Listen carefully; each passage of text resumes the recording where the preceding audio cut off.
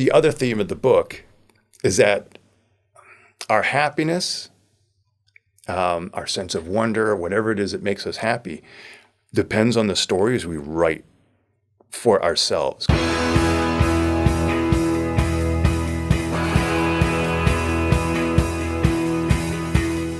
Welcome to The One You Feed.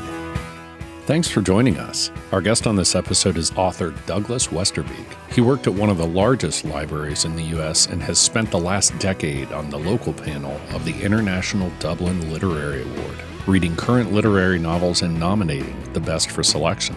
Although he has a background in screenwriting, the Dublin experience inspired him to write his own novel, discussed here. It's called A Short Walk Through a Wide World. Hi, Doug. Welcome to the show. Hi, how are you? It's good to be here. I am very happy to have you on. We are sitting together in a studio in Columbus, Ohio. It's very rare that I get to do interviews in person in Columbus, so this is a real treat. You live in Cleveland. For people who don't know, that's about 2 hours away from here. So thank you for coming down. We're going to be discussing your novel, which is a great adventure story called A Short Walk Through a Wide World. But before we get into that, we'll start like we always do with the parable. In the parable, there's a grandparent who's talking with their grandchild, and they say, in life, there are two wolves inside of us that are always at battle. One is a good wolf, which represents things like kindness and bravery and love. And the other is a bad wolf, which represents things like greed and hatred and fear. And the grandchild stops, they think about it for a second, they look up at their grandparent and they say, well, which one wins? And the grandparent says, the one you feed. So I'd like to start off by asking you what that parable means to you in your life and in the work that you do. So my first thought goes to Carl Jung, because he always used to talk about, he had these 12 archetypes, and one of them was the shadow. And this is the first thing I thought when I hear this is, so the shadow is this part of you that you just bury it your whole life, like way down there, because it's really the darkest side of you. And a lot of people just don't even realize it's there and live in denial of it, so on and so forth. Everybody ignores this, and most people aren't even aware of it. Although every once in a while, you catch yourself thinking something, or you lose your temper or whatever, and it's there. And we all kind of know it's there. But you bury it, so you never know. And you never know it, but what Jung used to say was that you really want to know it. You really want to be familiar with it. You really want to make friends with it. So like the impulse is to say, yeah, you want to feed the good wolf, and you should. You want to feed, because I remember when I was, for a long time, my writing wasn't getting me anywhere, and I was just on the sidelines, and I was living, whatever, my domesticated life. And I would see even friends of mine who had all the success, and I was, and you could have been really embittered. And I remember making the conscious choice, I'm not going to be that person. I'm going to be very happy when someone else gets wherever they get to, because They're living the life they want to live, and that's great for them, and I want them success. But on the other hand, the other wolf, the one that, you impulsively don't want to feed, might not be the best idea, because, you think about even the best people out there, like you can imagine, like Mother Teresa, right? She goes down to Calcutta and she wants to feed the poor. And I think a lot of people picture this this kind old lady handing out treats to the kids, and it's not the way it was. This is a huge undertaking, right? It's like running a corporation or something. It's huge. And from what I understand, Mother Teresa was tough. She was not easy to work for.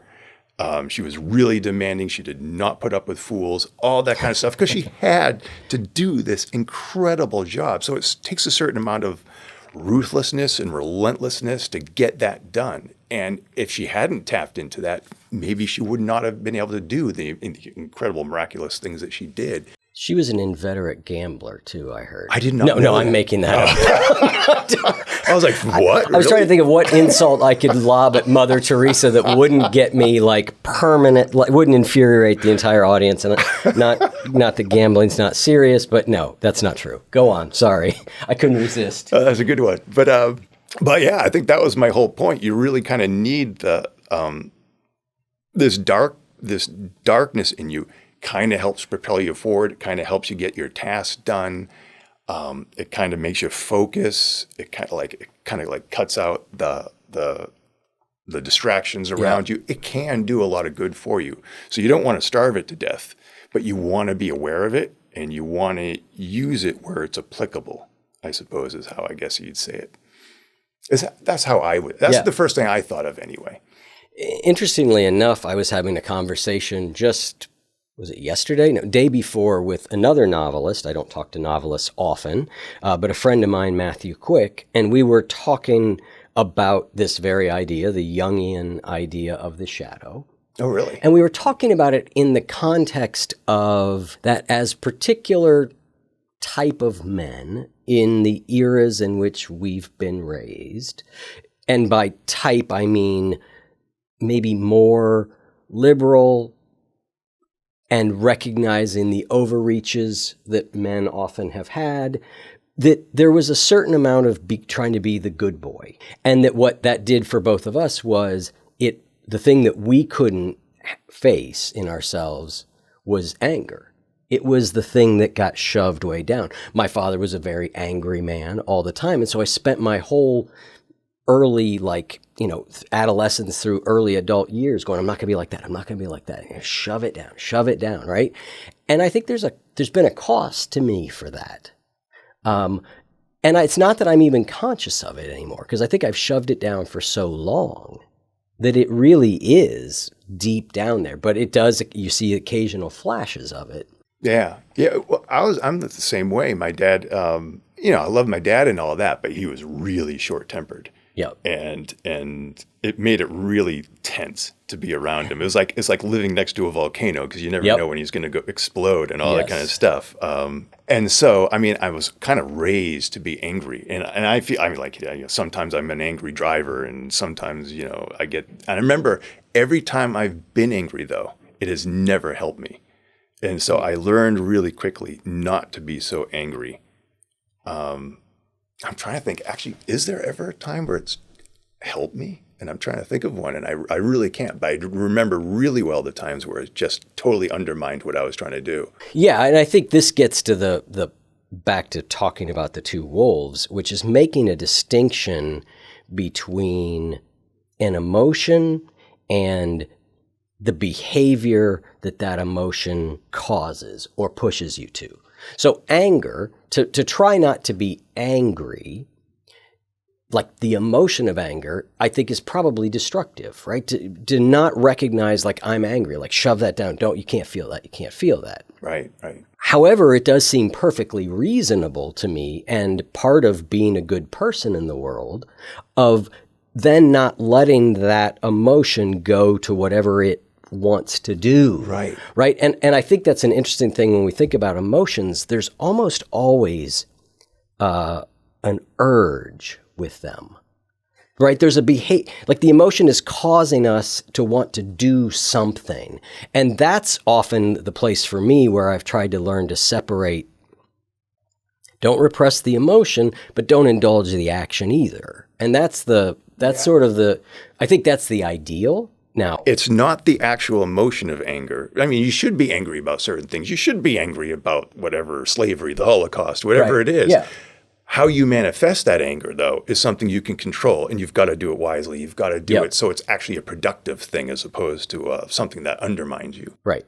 Yeah, it's the whole respond rather than react idea. Yeah. So let's turn to your book. I'm going to let you maybe tell us for a minute or two your description of what the book is about, just to give listeners a sense of the type of book we're discussing here. Well, I can give you my elevator pitch for people who don't know. So it starts off with Aubrey Torval. She is a 9-year-old girl in 1880s Paris, and she gets really sick at the dinner table one night. So all her parents are all freaked out. Her whole family's freaked out. They rush her to the doctor, and the doctor tries to fix her, but she's fine when she gets, actually, I'm jumping into myself, gets to the doctor and she's totally fine. And the doctor's like, I don't see anything wrong there. And so she goes back home and she can't even get inside the house. She's so sick this time. And they take her back to the doctor and now she's even sicker. And the doctor has no idea what's wrong with her. And he's poking and prodding her, trying to figure it out. And she gets so frustrated, she just runs off into the streets of Paris at night and she feels fine. And she realizes it's this active exploration of being somewhere she's never been before that cures her. And so she spends the rest of her life wandering around and around the world, constantly on the run from this disease. And so it's an epic adventure. You can hear she's gonna climb the Himalayas and cross the Sahara and raft down the Amazon, all these amazing things. And so like that's the exciting part. It's a huge epic adventure. That's the fun part to read. But on the flip side, I mean, this is a girl who has lost her family, has nowhere to call home. She can't fall in love because they're all doomed. She just lives this life that seems to have no meaning. So how do you find a meaning in a life that feels like an eternal punishment? Yeah. And that's the kind of the dilemma that she's facing here. It seems like it would be a great adventure, terrific excuse to get out of there. A lot of people admire her and are envious of her because they see this woman who's having this grand adventure, perfect excuse to do it, can't hold it against her. But really, it's not so easy if you're there. I remember, and I love to travel. And I think most people do love to travel. But I remember I was traveling. My wife is from China. We were traveling through China. And I think we spent like 3 weeks there, maybe 4. And we started in the south, moved our way north. By the time we got to Beijing, me and my kids were exhausted, and we didn't, there was no Forbidden City, no Great Wall. We just slept for 3 days, So, I mean, that was only 4 weeks. Imagine doing this for a lifetime. So it can be brutal. My dad used to travel all the time for his work. And, so he hates to travel. Now, my wife is kind of similar. She travels. She's a musician with the Cleveland Orchestra, and they're very much traveling, touring orchestra. And you get tired of it. You just want to stay home with your kids and enjoy your life and stuff like that. But so there's a flip side. There's the adventure of travel, which is why we go on vacations. But I mean, most people don't take a vacation that's more than, a week, 10 days, something like that. Then they come back home. But if it goes on forever, it's a whole different story. Yeah. It's ironic that we're having this conversation because in about 10 days, I'm about to embark on a 3-month trip. Oh, my God. To Europe. Now, it's not a vacation. I didn't mean to spoil. No. It's not a vacation. I mean, parts of it will be vacation, but I will be working while I'm there. I'm working on a book myself, so I'll be writing. I'll be doing interviews. So it's not a vacation, but it is 3 months of us moving our way. We're covering a fair amount of ground over that time. And as we were planning the trip, I was thinking about, I had sort of been reading your book a little bit, not in preparation for the trip, but just they sort of aligned.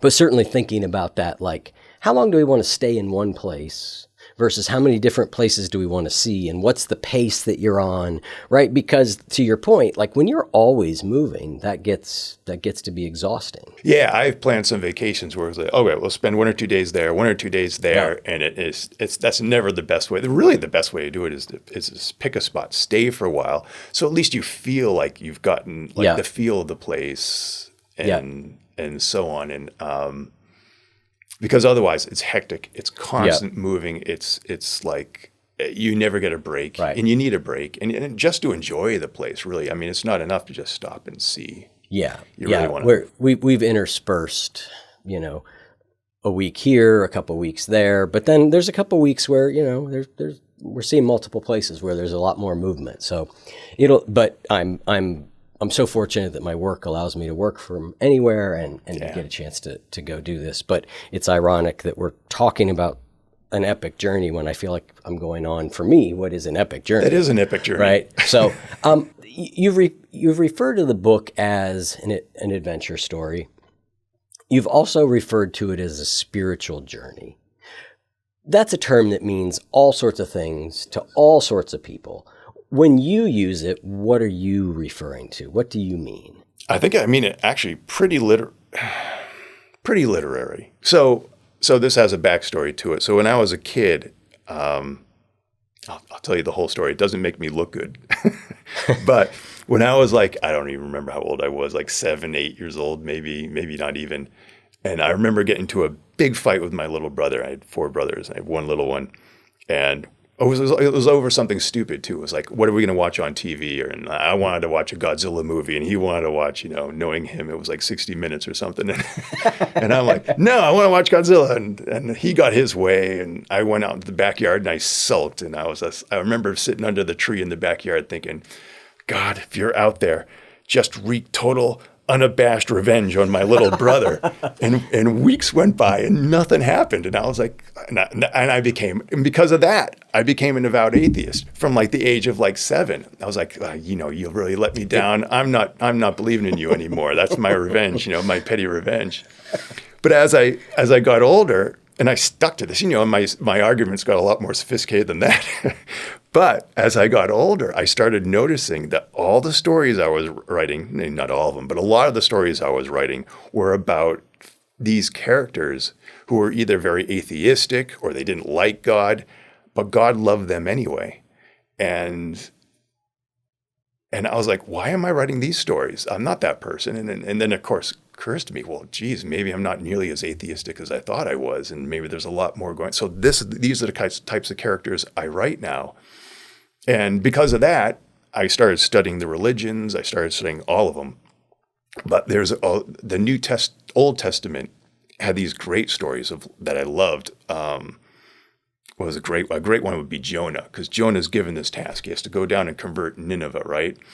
And which is an insane thing for this guy who's just minding his own business, and God comes down and says, "Go to Nineveh and convert him." And he's like, I don't want to go to Nineveh. I want to stay home. I was enjoying myself. I was perfectly happy before you came along. And he does everything he can to get out of that situation. And I'm thinking, well, if you just do it, he says, your life's going to be a lot easier, but he refuses. And in retrospect, because we all know how the story ends, he would have just been smarter, just going along and doing as he was told. But you got to admire the guy who butts head with God and says, no, I'm not going to do it. Like, you're going to lose this battle. You have no chance of winning this one. But he fights it anyway. And there's something kind of admirable about that, even if he's wrong. And I know the bigger moral of the story is that it's trying to show that if you turn your head away when evils are happening in the world, you're not helping the world. So I get that. But at the same time, the moral is not to turn a blind eye to things when you can actually help. But at the same time, there's something really admirable about a guy who's fighting a completely futile war against something bigger, impossibly bigger than he'll ever be. He cannot comprehend how big this thing he's up against is, and he fights it anyway.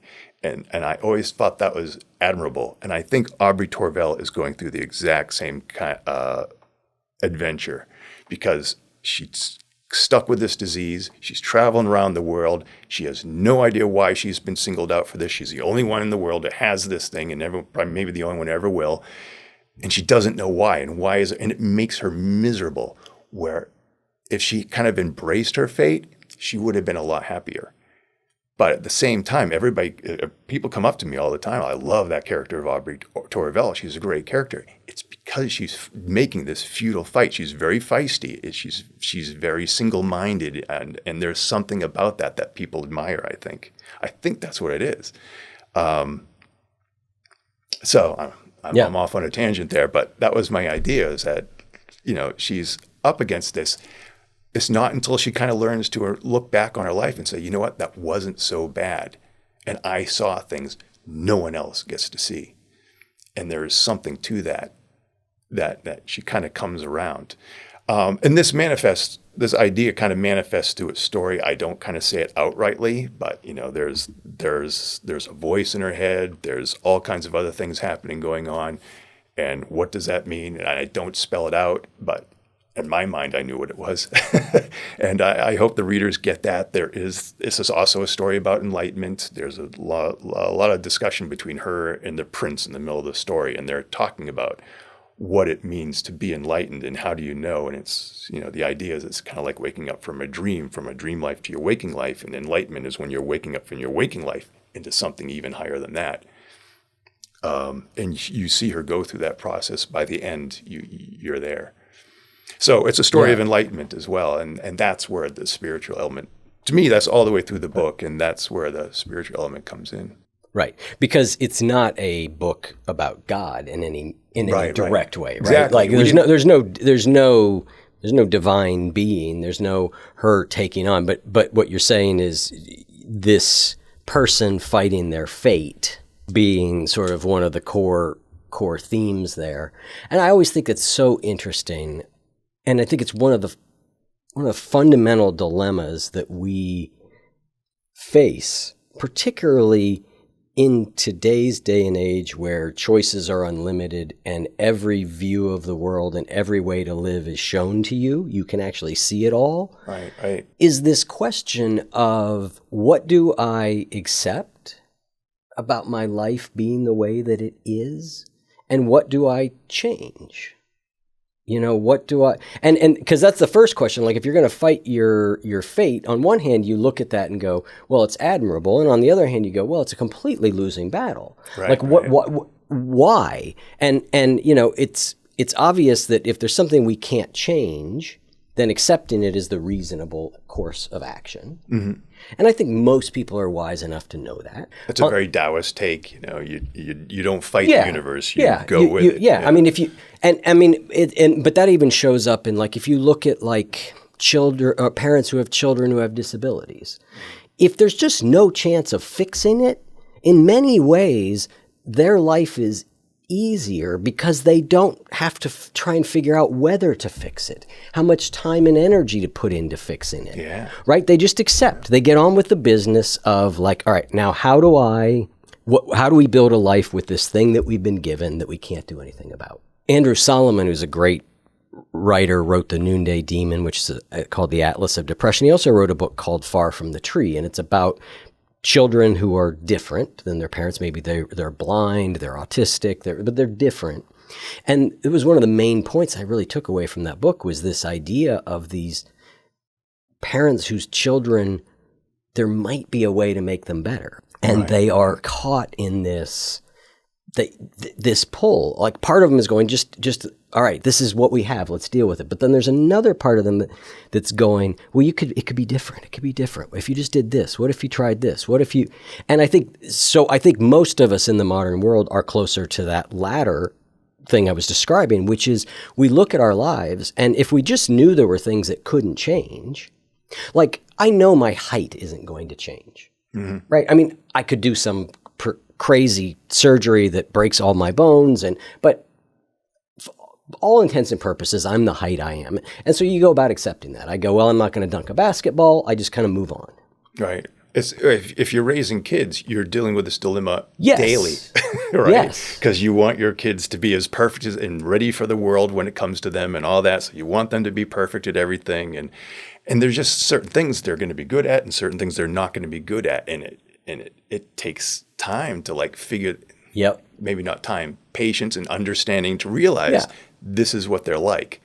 And they're not necessarily, the more you try to push them into being this ideal, the less of a credit they're going to be to you. If you want your kids to turn out well, let them be them. And they'll figure out their own way and they'll figure out their pluses and minuses. Yeah, it's a lot like that. There's a line in the book where you're talking about, it's Aubrey. Is that right? Aubrey, yeah. Aubrey. I keep can't decide between Audrey and Aubrey. Aubrey. My best friend's kid's named Audrey, and I'm constantly calling her Aubrey now. Okay. Aubrey once believed it was possible to control the world, to make it bend to her personal sense of justice.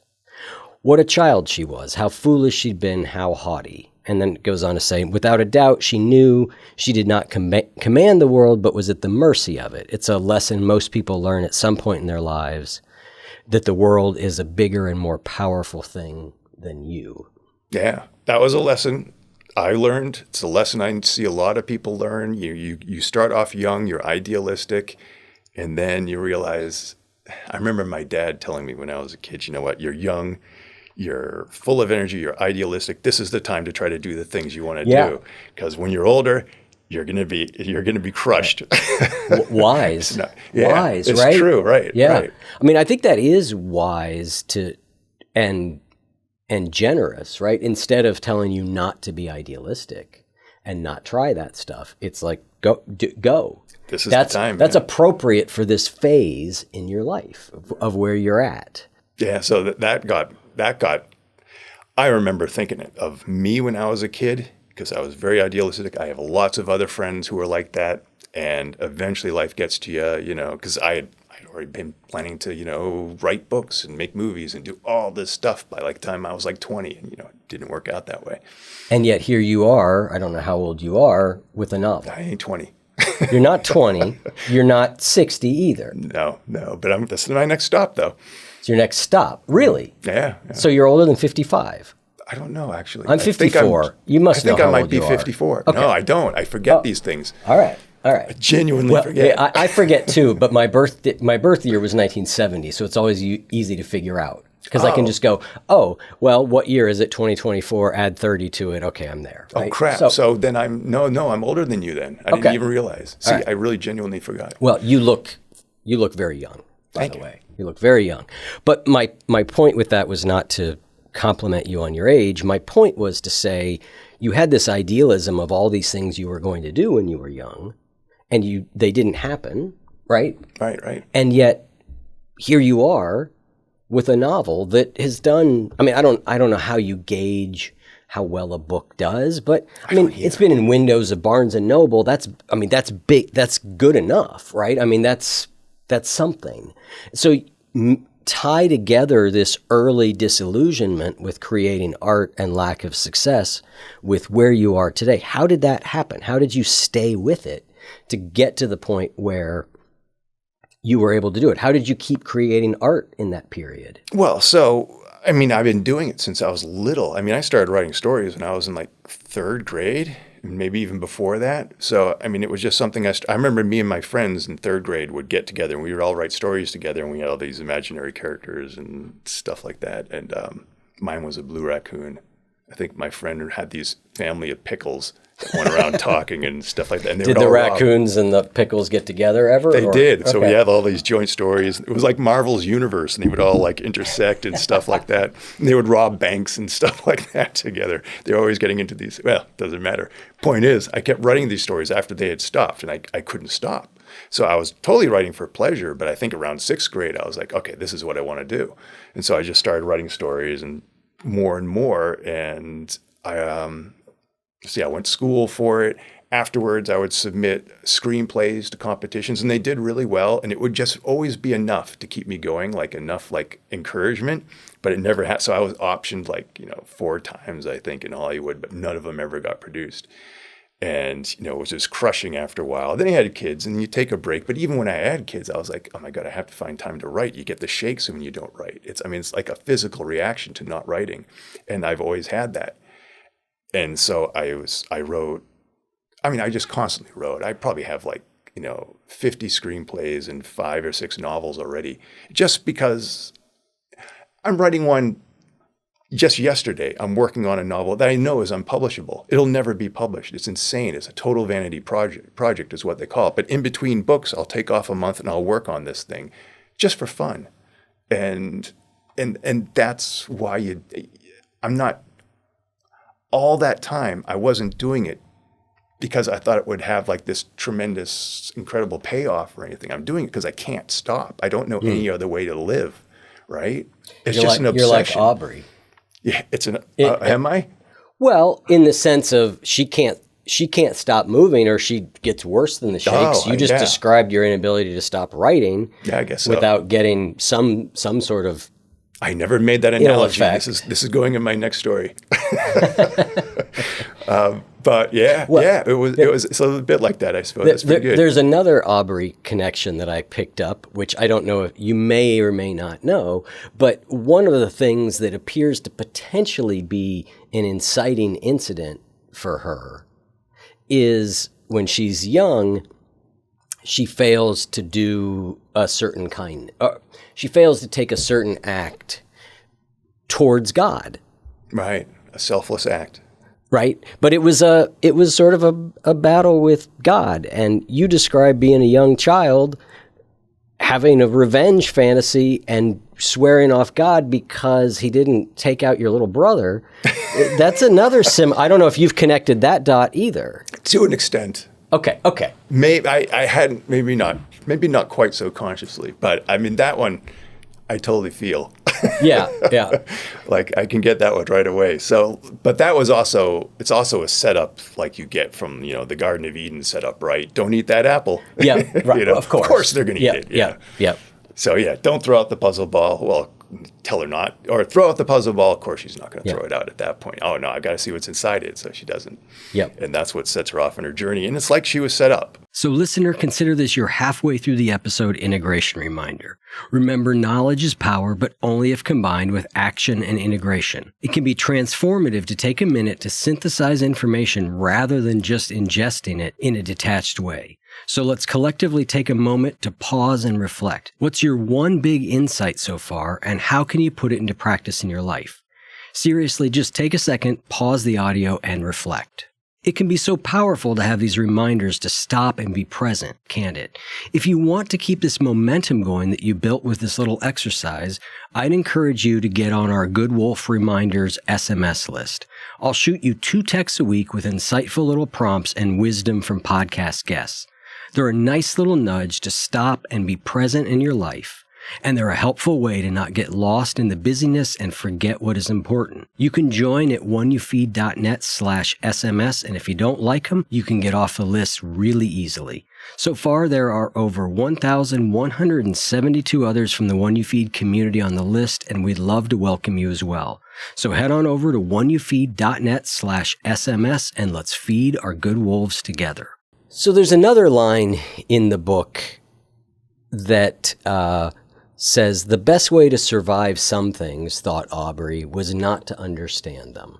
Do you believe that? So I was thinking, I read this great book called Deep Survival. Lawrence Gonzalez, I think, wrote it. And it was all about, because I love to write survival stories. So he was writing all about how people survive, what they survive.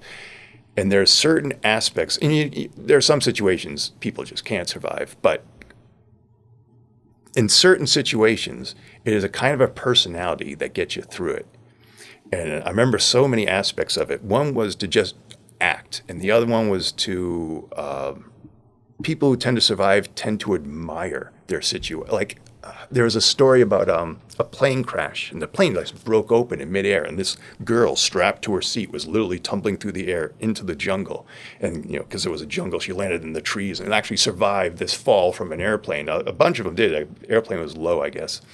And, but she describes it as, oh, look at these trees. They look like broccoli. She remembers this incident, and and when she's on the ground, she's like, this is a beautiful jungle. And she's admiring this, like everyone else is, a lot of other people are looking at this like this is their grave. This is the worst thing that could happen to me. This is miserable. She's actually admiring the place she's in. She's the only one that survived because everyone just froze, sat still, and she's like, you know what? I'm just going to follow this river. I'm going to walk, because if I stay here, they're not going to find us with all that. And so she just did something. Whereas everyone else said, no, wait, they'll find us here. She's like, I don't know. She took off. No one else would go with her, and she's the only one that lived. She eventually was picked up. I don't remember where I heard this, a soldier saying, it was a combat soldier, and he says, look, if you're ever lost in the woods, just walk. And because it'll take you somewhere. I mean, you can stand there and freeze out of fear, the what do they call it, flight or fright? And, you can be the fright and you can just sit there and not do anything, or you can take some steps and maybe it won't help, maybe it will, but at least you'll know more than you did before because you're starting to see the place you're at, and maybe you'll come across something, maybe you get a little lucky, maybe you'll find some food, maybe you'll find a river you can follow, so on and so forth. But if you just stay in one place, you're not improving your situation. So when Aubrey is saying that, Aubrey is not necessarily a great intellect. She's an action-oriented person. For her, you got to keep moving. First of all, she has to keep moving anyway. But actually, if she thinks about her plight too much, it's going to make her miserable. And that's what one of her flaws is, right? So, I hate to advocate mindlessness because I don't think it's quite there. But sometimes if you just do something, it's the best antidote there is. And so instead of just sitting there feeling sorry for yourself, just get out there and walk. And maybe they won't improve, but maybe they will. And it's certainly going to improve a lot more than just sitting there, doing nothing. Yep. Is the idea. I feel obligated to tell listeners we do not offer survival advice on this show. So the other amazing thing about that book. So just if you're in the woods, the show has no opinion on whether you should stay put or walk. But the other thing was like kids, they actually broke it down by demographics. Kids under the age of 6 were more likely to survive than kids between the age of 17 and 13. Because the kids between 17 and 13, teenagers, these young teenagers who don't know how to control their emotions yet, tend to get really panicky, or they tend to get really depressed. Their emotions get ahead of them and take them over, and they tend to curl up and die. Whereas the under 6, they're like, oh, I'll just look for food. And they go off and just do the things they have to do. They're very practical. They don't get hung up on emotions at all because they just don't have that life experience, and it doesn't mean much to them yet. They just do what they have to do. That's why you hear little kids being raised by wolves and monkeys and things like that, because they just let it happen. Whereas, these older group of kids, they'll be freaked out. They'll have they'll self-doubt, all these kind of things just undermine them. And then as you get older, the chances get better. Then you get to a certain age and your chances drop off. And it's all in the mind. And it's because of where your mind is at that age. It was really fascinating, though. I was totally fascinated by the kid 6 and under. Yeah, that's wild. That is. Adventure novels or survival novels, I may not get this right. The author Lauren Groff, is that a... Lauren Groff, yeah. She has a new book. Her latest book is sort of a survival story about a woman who wanders off from, I'm going to say, a medieval village. Where it's just a bad place to be. And so anyway, she's an amazing writer. Her prose is incredible. It is. And so you might really enjoy that if you like that type of book. I'm going to look for that now, yeah. Back to this idea of Aubrey's life as being both a blessing and a curse, right? In that she has to keep moving. And we talked about how, sometimes that may not be ideal. You make an analogy in the book between imprisonment and exile, right? Somebody's making the point that punishment is to be imprisoned.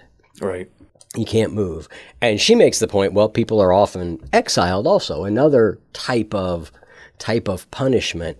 And as I was thinking about this idea, right, it seems that either of those things, or really any condition in the extreme, becomes really difficult, right? If you're imprisoned in a prison cell, that's awful, horrible, right? You can't go anywhere. You can't, nothing. And to be forced to move to a new place you've never been every 3 days, as Aubrey is also a form of torture in its own way. Mm-hmm. So it seems like there's this, and I don't know if you think about this, but there's a case being made for sort of a middle way here, that the middle way is ideal. Yeah. So I love Taoism, and that's the philosophy there. Yep, for sure. But I have to admit, for me, and this isn't true for everybody, but I know for me, I would prefer exile, because at least you're out there and you're moving. Agreed. And then there are people I know, and I've met them, who would prefer to be in the prison because they can relax, and they can just, people are taking care of them, feeding them, and they just have to sit there. Yeah. It might be to make it a little bit more realistic, because I think almost anybody would choose exile over prison cell, because that's so extreme. But we might one guy who didn't. Yeah. Okay. Yeah. Well, and it's interesting. Some people who are out of prison are. I have a friend who was in prison. He just got out in the last 6 months. He was in prison for 20 years. Yeah. That's a tough adjustment. Yeah. Right. All of a sudden, your life is completely structured to a degree you would never want your life to be structured. And then suddenly there is nothing as far as structure goes. And so, but it seems like, anyway, I was sort of making the middle way point there a little bit about how, for most of us, somewhere in between those two things is going to be the ideal. Yeah, well, that's how most of us live our lives, right? Because we're Right. not sitting at home all day doing nothing. We're out and about. Yep. We go on vacations once in a while and so on and so forth. And none of us just cloister. I shouldn't say none of us. Yeah. Most of us don't cloister ourselves inside a room all the rest of our lives. And most of us aren't wandering the world forever and ever Yep. either. Yep. There are people now, you're hearing about these, digital nomads. And they do it for like a couple of years, and then Yep. you go on YouTube and you read, well, what are they up to now? It's like, I broke down, I couldn't do it anymore. Yeah, yeah. I've known a few people, like I've known a couple of people who've tried the digital nomad lifestyle, and it seems to, like you're saying, to be great for a while until all of a sudden it's not. One guy said something really interesting to me, which I didn't occur to. He missed. Because he was going around the world seeing all these beautiful things, they stopped becoming beautiful to him. Yeah. And he missed that. He missed the idea of going somewhere and being stunned by the landscape or the culture, whatever it is you're after. He missed being stunned and bowled over by that because it was becoming routine for him. Yep. And that's something that it didn't actually occur to me. Yeah, we habituate to almost anything. Yeah. Right? We habituate to almost anything. Imagine habituating. Good and bad. Yeah, imagine habituating to like natural beauty. I can't even imagine that, but I guess it would happen. Yeah, well, I think that raises a question that I think is at the heart of a lot of spiritual journeys or spiritual work, which is how do you continue to see the extraordinary in what has become very ordinary? Right? Yeah. How do you continue to enliven your life even though it's not changing much? Yeah. Oh my God, it's like you want an answer from me. No. I'm not looking for an answer so much as yes, I've been hoping. Because how do you do that? 600 episodes in, I figured you were the guy who was going to solve this problem. There's the other theme of the book is that our happiness, our sense of wonder, whatever it is that makes us happy, depends on the stories we write for ourselves. Because we're always writing a story. You have this internal monologue in your head all the time, right? You're talking to yourself constantly. Although I've heard there are people who don't have this internal monologue, and I never knew that was even possible. I've heard that true. I've heard that also, and I remain skeptical. I can't. Right? How do you even think and be creative? Exactly. What is? Anyway, Right, I've heard the same thing. but- I've heard the same thing, and I'm like, obviously that's self-reported because we can't hear inside anyone else's head. Yeah. I mean, do they just walk in this kind of like vacant void? I don't get it. Yeah, but well, it's a fascinating thing to a little thought experiment I like to do sometimes, though, to this end, and it's pretty much impossible to do, but it's a little bit like a Zen koan, is to try and process the world without language. Like, just imagine you don't have language. Yeah. Now, you can't turn, I can't turn language off, because again, I think in language, in words. Right. But it is an interesting sort of way of trying to put your brain on tilt, so to speak, right? Where just for a second I've wondered the same thing. How do like our way early ancestors, the Cro-Magnon, and how do they do it? How do they put everything together? I mean, they were slowly getting there. And, I mean, is it visual? Is it I had no idea. I have no idea how they do it. Frankly, it's hard to imagine. It's like trying to get inside the head of your cat. 100%. If there was any one thing that if there was a God and I could get to ask God a question, I think my question would be something like, can you put me inside the head of a dog for a few days, or an octopus, or pick your creature? What is consciousness like for a creature that doesn't have language in the way that we do? I look at my dog all the time and just, what must that experience be like? Yeah. I have no idea. It's just mind blowing, but it would be great to know. Yeah. So, but what I was saying before I got on to that was, so everybody tells them their own stories, and they're constantly building this in their head. They talk to themselves. They imagine their futures. They rewrite their past. I mean, you can do all kinds of stuff to yourself. And so the idea And there's in the book, there are these libraries that Aubrey comes upon, and they're scattered all throughout the book. And it's a recurring place that she visits. And they're all these books, they're not in a language, so she can read them anywhere in the world. They're all in pictures. And they're people's stories. So she's reading all these people's stories. It becomes a major theme in that, well, what's her story? And what story is she telling herself? Because like we were saying, she comes off, she's miserable in the beginning. And what she's got to do is she's got to learn to change her story, or she's going to be miserable till the day she dies.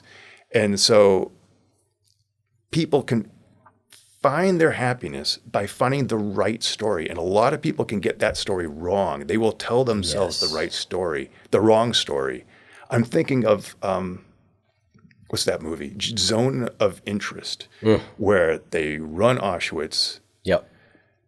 But to them, it's just a day job, right? And a way to promote themselves and further their career. And they are totally telling themselves the wrong story. And I don't want to give away the ending, but at the end, that staircase scene, it manifests itself. This is not a guy who's well, right?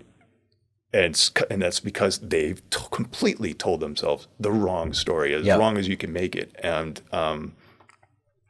so that's the thing. If you, and this isn't my idea, by the way. This is I'm not an intellect by any stretch of the imagination, but Viktor Frankl came up with this because he survived Auschwitz and he saw it happening firsthand. He would see people sitting there saying, you know what?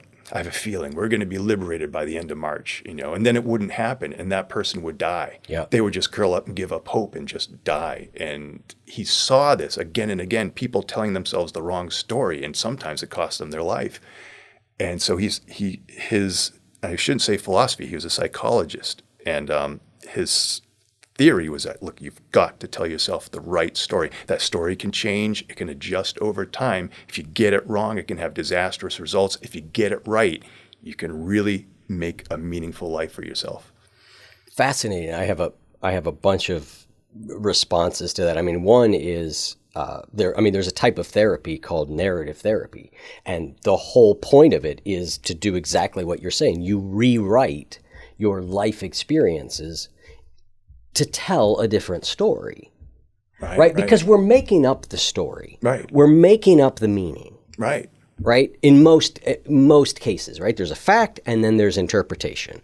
We're making it up.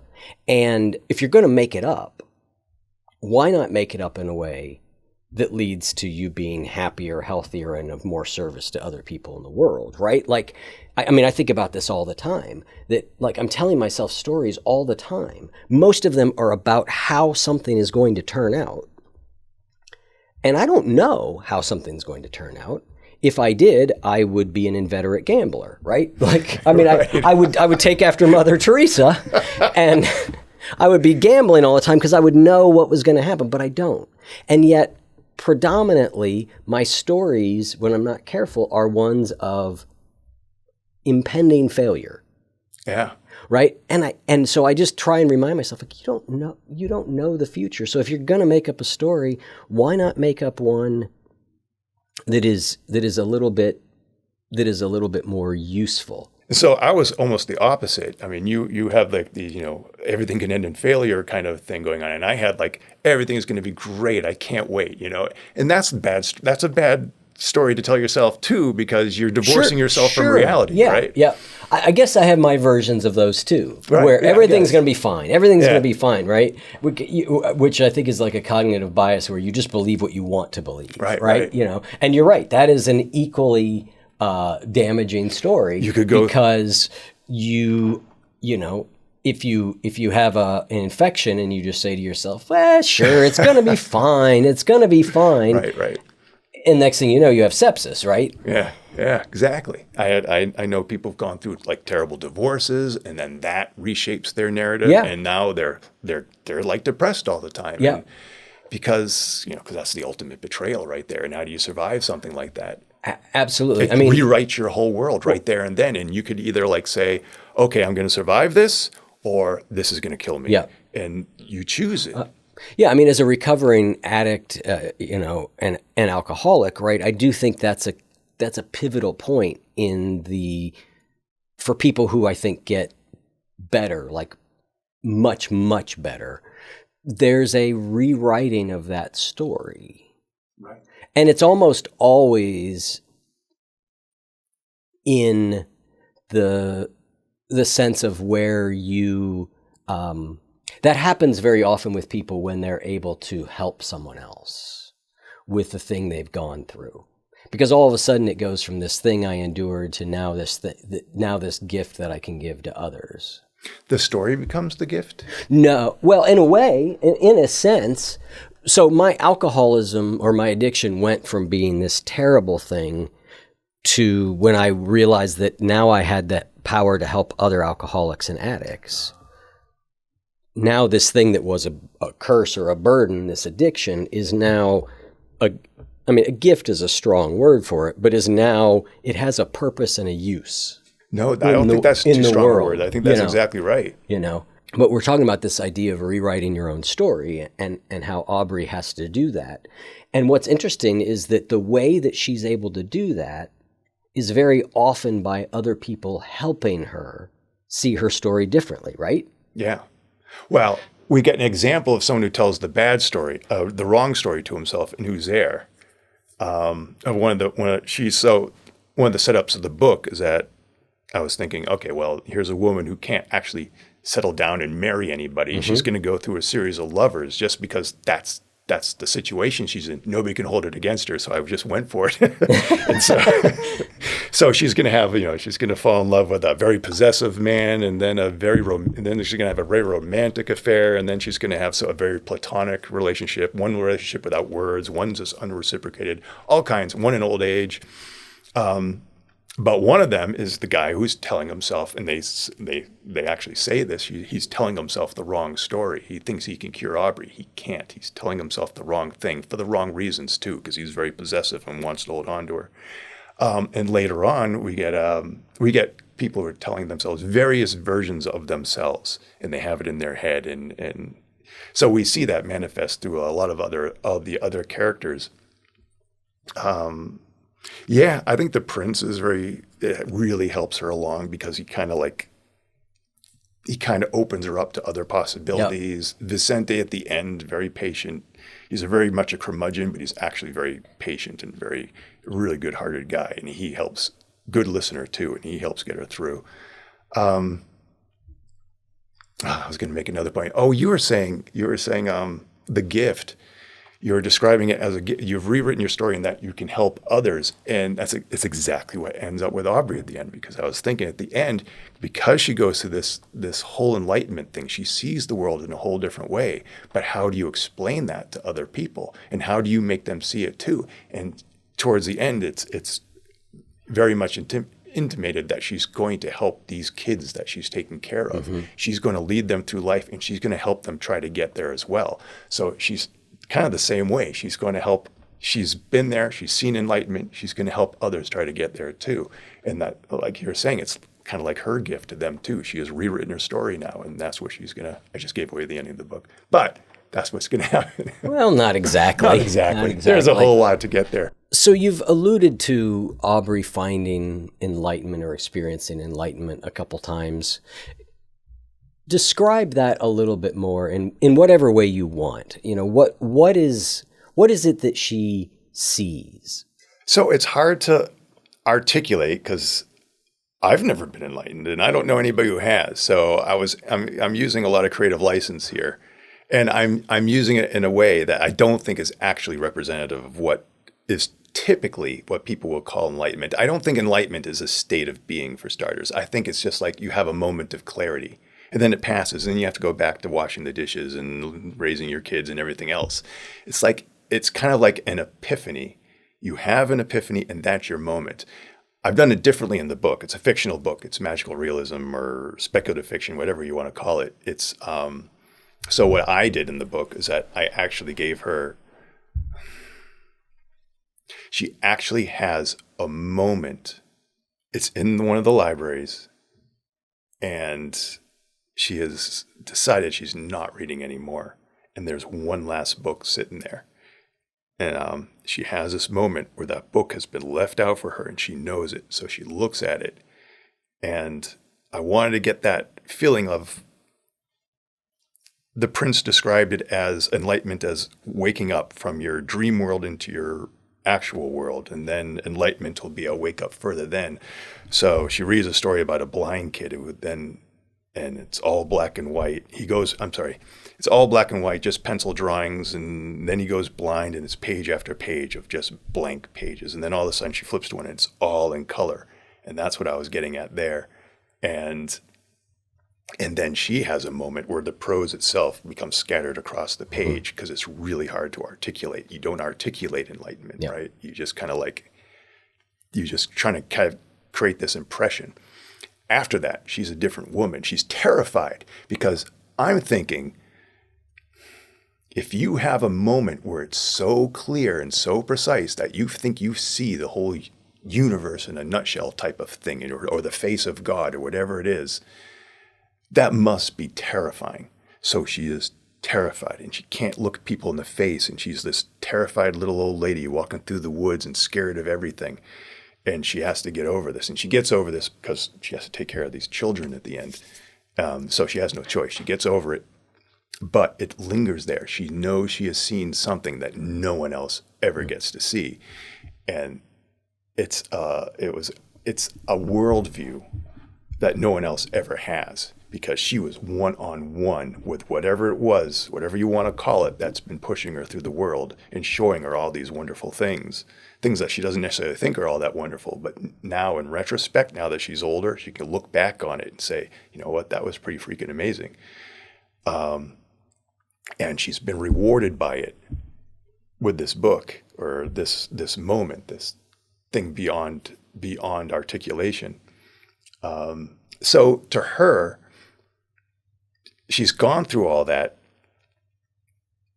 and she doesn't know what to do with it at first until she realizes, well, here I am. I've gotten what I always wanted. I have kind of a bit of a home here in the jungle, and I've got all these children to take care of, and I've got to somehow figure out a way to pass this on. And it's a bit like nirvana. There's a branch of Buddhism. There are several. One is, you try to reach nirvana, and then nirvana is a kind of heaven. And then the other one is, you reach nirvana, you see it, it's beautiful. Now you go back to earth to try to help others get there. Yeah. And that's Aubrey's approach at that point on. Yeah. So that's where I was going with that. It's interesting that you describe her enlightenment in that sense of like seeing, with the mind of God, or because I was reading a very arcane thing the other day about what the different schools of Buddhism believe about omniscience and enlightenment. Is enlightenment a type of omniscience where you know everything? You see everything? Or is that not what was meant? In the book, I think I was hinting at that. I don't think that's actually how it works. Yeah. Though.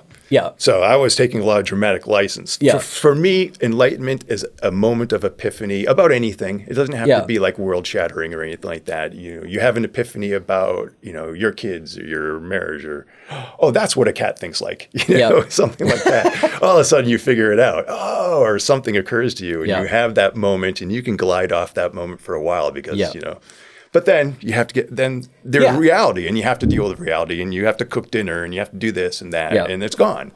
But you can remember it, and it's still, you remember what you thought, but you don't necessarily have the same feeling. And it's not necessarily this gigantic worldview or anything. It's not like you have stepped outside the universe and can see it all. Maybe if you've taken certain mushrooms, you can do that. I don't know. But well, as someone who studied and practiced really diligently in Zen Buddhism, and which is very focused on enlightenment. I mean, Zen's sort of considered like the direct train, right? And so I've had a couple of those experiences, and I would say that I agree in that they were like waking up, and yet they were very ordinary. It was just sort of like, oh, of course. Like it was, to me, they were what would be described as sort of oneness or unitive experiences, right? Where like I truly felt like I was connected to everything else. And my personal sense of me as this limited individual was just kind of gone. And it was the most, I mean, I ran my life into the ground chasing heroin, and, it was better than that.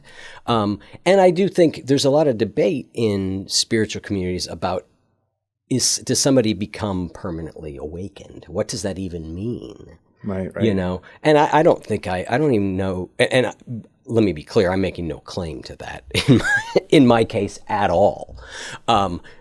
And for me, it was this really dramatic experience that really shook up my psychic landscape. I've had a few of them, but really shook it up in ways that never went back to the way it was before. But then ordinary life does, and ordinary consciousness does very much reassert itself. It's like an infusion of love for everyone, I would suppose. Is that? Yeah. That's what it feels like. Yeah, but as you've read enough about them to know, and what you did in your book, I love the way you had the word scatter across the page, because that is the nature of these experiences. They call them ineffable, right? Meaning anything you say about them is trivial compared to the experience. Right. It was a oneness experience, but it was the great Zen teacher, Suzuki said, and I love this, he said, not one, not two, but not one, describing this experience. So, it's not like I thought I was you exactly. I could tell a difference between you and me, but on some deeper level, there was no difference. Right. But it went from being something I intellectually sort of think about, like interdependence and interconnection and know, to the experience of it. But yeah, it was one of, amazing amount of love and freedom and just, oh shit, all that stuff I've been worried about really makes no difference. Huh. Anyway, I just am intrigued. I think a lot about these things, having had a couple of them and study them. It's interesting, in the Zen tradition, they describe this as, they call it kensho, which means a moment, or satori, a moment of awakening. Boom, this flash, like you're describing, right? But there's one Zen teacher who makes this description of, it's like you're in a room that's all enclosed, and you have this moment, and it's like, boom, somebody punches a hole in the wall, and now there's light coming through there. And over time, and this is what koan practice in Zen is intended to do, is that it keeps punching more holes in that wall until eventually finally one day the whole structure completely crumbles. Does that happen for people? I think to the degree that it is ongoing is hard to know, right? But I do think people can have pretty radical, fundamental changes in the way they experience the world. But again, I also do believe we habituate to anything. I don't think that you get out of that. Right. And so, oftentimes, I often think of enlightenment is an interesting way of thinking of it as a sudden jump in consciousness, meaning you're here and then all of a sudden you're way up here, and it happens like that. And you're like, oh, whoa, because it's so different. Right. Versus a gradual thing where you change a little bit. I've joked before that if you put the 23-year-old, homeless heroin addict version of me in my brain today, he might think he was enlightened. And again, I'm not saying I'm enlightened. That's not what I'm saying. No, I'm saying the difference between the level of psychic torment of where I was then and now would have seemed completely revolutionary to that poor kid. Right. But it's totally normal to me. Right. Because I've gotten here little steps with a couple what felt like sort of big jumps, but it's been much more incremental. So the wall coming down, would that be, because you're punching holes in it a few at a time until the whole thing comes down, would that be the same as kind of habituating to this sense of oneness? That's a good question. I think what they're trying to get to there is that you have these flashes where you see the world in a certain way, and then ordinary consciousness reasserts itself. And then you have another flash, and then ordinary consciousness Those are the reasserts holes being itself. punched. And then eventually the thing crumbles and ordinary consciousness isn't there. But I think there's an element of consciousness that things become ordinary. But I do think there is a degree of psychic freedom that is available that some people achieve in a pretty ongoing way. But what the experience is like for them ongoing, I don't know. Meaning, if you or I were to suddenly drop into that head, we would be like, holy shit, like this is really, but I don't know what it's like to them. Right. You know? I'm thinking of it. And then you get into the whole question of people who are in the business of selling, you could become enlightened, and Right. so thus they have Snake oil. and I don't even necessarily mean snake oil, but I do mean there is I don't know, enlightenment seems like it sometimes can turn into a contest with people, like I am and you're not. I see. And again, I don't just mean straight out charlatans either. I mean people who've had some degree of insight. Right, right. I was thinking that if you ever do habituate to that, like this is your normal state of being now, like then does it become really difficult to fit in society? And are you in danger because you're kind of disconnected? I don't know. That's the nature of that phrase, chop wood, carry water, right? I've never heard this. Oh, really? Really? What? Chopped wood, carry water, what? Oh, it's funny because you alluded to like going back to just doing the laundry and doing things like that, right? Chop. Okay, right. The Zen phrase, before enlightenment, chop wood, carry water. After enlightenment, chop wood, carry water. Meaning you just do the basic same things. Right. No, I don't think so. Because again, to me, it wasn't. I've done hallucinogens, right? I know what it's like to be in an altered state where you're like, whoa, I can't function. Right. This was not that at all. Huh. It felt... No, I wouldn't think it would be quite that bad, but I'm thinking... But again, I don't want to... I'm in danger here of pretending that I know what enlightenment is about. So that's I want to just caveat that. No, and I was just throwing out the question just because it occurred to me. I want to be really careful. But I've talked to a lot of, over the years, a lot of spiritual teachers who are, seem to have some degree of that. But libraries. You're a librarian, or were a librarian. Yes, I don't know. I was, yeah. Okay. I love libraries. It was awesome being at one. The Nicole, who works with the One You Feed, who's a producer of the show and helps us do some other things, was a librarian. She actually left a job at the library to come work for us. So libraries are near and dear to our hearts. In the book, libraries play a big role, and they seem to be the one place that Aubrey can stay in. Right. So they seem like a sanctuary to her. Was that the intention of her being able to stay in a library without having to move? Yeah, it's the only place where she can go where she doesn't have to worry about rushing off to the next place. Although she actually travels to the libraries too, so she doesn't actually notice this for a while. But if the idea is that, look, I want you to you're set off on this journey, you're wandering around and around the world.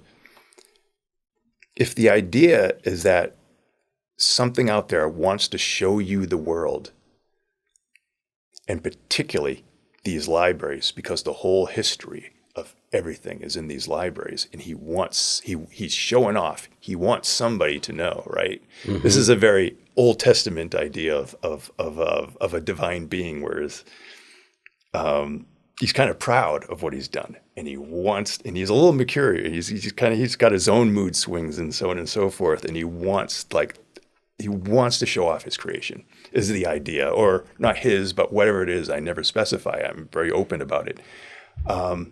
So there are these libraries, and the idea is, well, look, if this is what the end goal is, to get into these places and see what's in there, why would he chase her out? or whatever it is. Why would the world chase her? If the world wants you to see what's in these libraries, why would the world chase you out again? Yeah. So the idea is to take that away. It made no sense to have her finally find these places and then get sick and have to leave them, because this was the whole end point of her journey, really. And really, that kind of is where the whole journey kind of ends. And then there's an epilogue in the Amazon. But yeah, so just logically speaking, Yeah. yeah, that's where it would go. And why chase her out once you're in? You know, this is the part that you were meant to see. Yeah, it's interesting in a sense to say that on one hand, in order to, assuming there's some force that is directing things in this novel, that on one hand, I'm going to force you to keep going around the world to see places. Right. Like, I'm not going to let you stop. You're going to just have to keep going. And at the same time, also then saying, but you can also get everything that you need to see from a book. Is an interesting juxtaposition there, right? It is. And I bring that up. She has a near-death experience where she's thinking this stuff through while she's dying, and she's realizing, you know, I've spent all this time, I spent like the past, you know, so many years of my life just reading books when, you know, there's a whole library out here in the actual world. Right. And because I think about this often, because, you know, I love to read books and stuff like that, but it's a very solitary existence. I mean, it's not like you can go to the movies with your friends or the theater or a concert, but reading a book is something you just do by yourself. You can't share it. So it's an antisocial behavior, actually. And I hate to say it about, you know, the thing I'm in, but it's true. There's no way around it. And so I often think about that, because there's a kind of not a disconnect, a kind of conflict there. Yeah. Because I'm a bit both. I can be very introverted. I can be very extroverted. And I suppose a lot of us can, which is why we do these things. We can be very sociable, but then take time out for ourselves to read these books. So I'm not knocking it, but I am saying it is inherently an antisocial behavior. And so she does the deep dive, and she doesn't see anybody for years, and she's just doing this, and she learns a lot, and she sees everything else, but she misses a lot at the same time. You got to have a foot in both places, and she doesn't for the longest time. And then when she's out in the world, she has to readjust to it, and she has to learn how to talk to people again. She's coming out like a hermit, and she has to totally get used to the world all over again.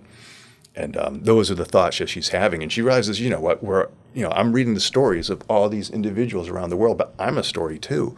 And, you know, I think I make a pretty good book, she says at the end. And yeah, so that's where that was going. Wonderful. Well, Doug, thank you so much for coming down. I've really enjoyed this conversation. I really enjoyed the book. We'll have links in the show notes to where people can get the book, and it's a real treat. I hope listeners will check it out. Well, thank you very much. This is, you know, you do these interviews all the time, so you're used to it, but I never get to talk like this to anybody, so I enjoy this way more than you, I think.